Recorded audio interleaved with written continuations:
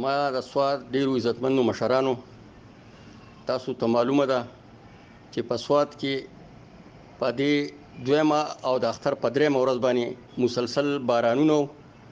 د بارانونو په وجه باندې نن دلته سواد ته ډیر د سیلګرۍ دپاره خلک سواد ته راغلو چې د هغه سیلګرو د وجې نه دلته سواد کې به زمونږ اقتصادي او معاشي حالات په سره ټیک کېدل